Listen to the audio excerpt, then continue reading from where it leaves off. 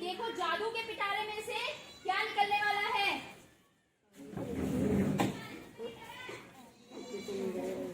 आज निकला है गोलू। गोलू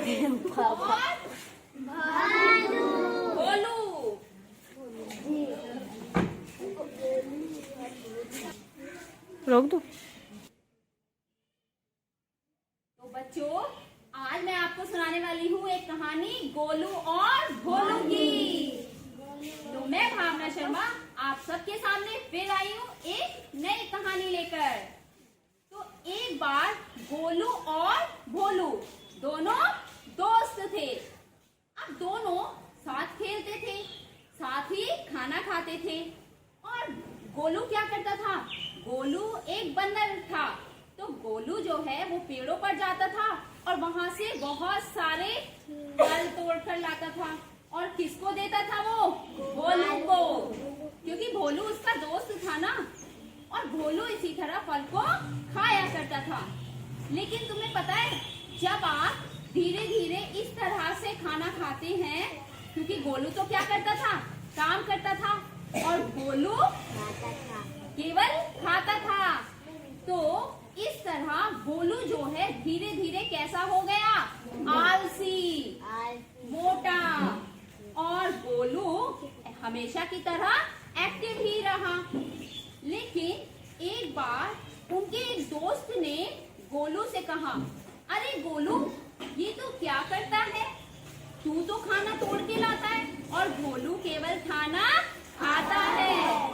तो गोलू तो कुछ करता ही नहीं। तो गोलू ने सोचा, बात तो जो उसका दोस्त है वो सही कह रहा है। गोलू जो है वो कैसा हो गया है? अब आलसी हो गया है। पर है तो उसका दोस्त ही।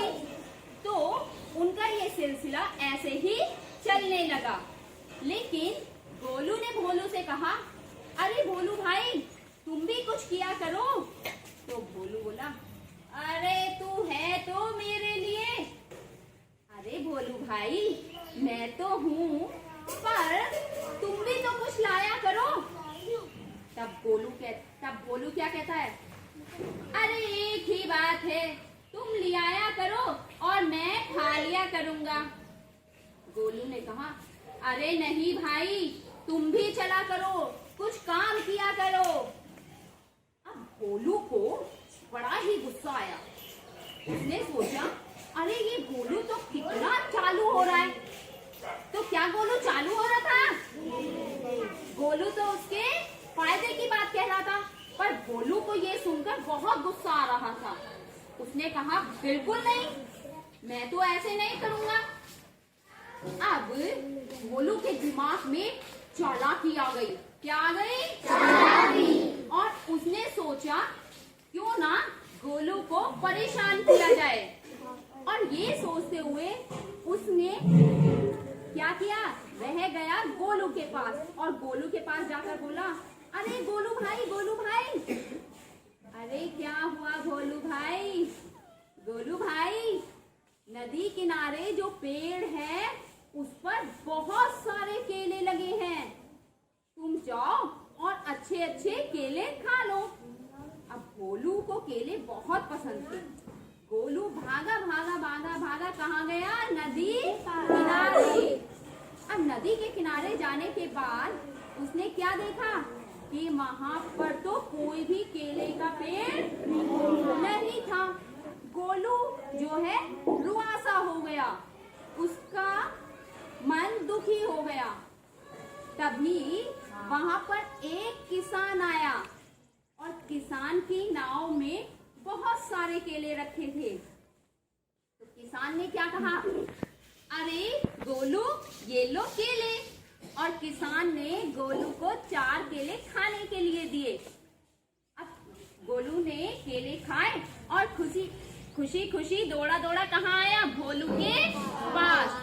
और भोलू से बोला, गोलू ने कहा, अरे भोलू भाई, नदी किनारे तो कोई भी पेड़ नहीं है। तो गोलू ने कहा, अच्छा, वो तो मैं तुम्हें बताना ही भूल गया। गोलू बोला, क्या? कि ये बात तो मैंने सपने में देखी थी को बड़ा गुस्सा आया। वो बोला, ये मुझे इस तरह तंग कर रहा है। उसने कहा, कोई बात नहीं भोलू भाई, पर वहाँ पर एक किसान आया था और उस किसान ने मुझे 4 केले खाने के लिए दिए। अब भोलू जो है बोला, तुम मेरे लिए नहीं लाए? तो उसने कहा, किसान ने कहा था बस तुम ही खाना, क्योंकि तुम ही आए हो। अब भोलू को बहुत गुस्सा आ गया। तब भोलू ने क्या किया, भागा भागा गया नदी किनारे और किसान से जाकर बोला, ए किसान, मुझे भी केले दे। तो किसान ने कहा, ए भोलू, भाग जा यहाँ से। भोलू तो मेरे पास रिक्वेस्ट करके आया था, इसलिए मैंने उसको केले दिए, और तुम मेरे पर अकड़ दिखा रहे हो। जाओ यहाँ से, मैं केले नहीं देता। और किसान ने भोलू को क्या किया, भगा दिया। और भोलू चुपचाप अपना सामू लेकर आ गया। अब चलो पेड़ के नीचे आराम करते हैं। और दोनों पेड़ के नीचे सो गए। तभी उस पेड़ पर से एक मीट का टुकड़ा भोलू के ऊपर आकर गिरा और एक हड्डी भी। भोलू की आंख खुली, अरे ये क्या, मीट का टुकड़ा। और भोलू के मुंह में मीट के टुकड़े को देखकर पानी आ गया, क्योंकि भूखा तो भोलू था ही। भोलू ने सोचा, अगर मैं भोलू को उठाता हूँ तो ये मुझे इसे भी देना होगा। तो भोलू ने क्या किया, उसने सोचा मैं इसे चुपचाप खा लेता हूँ।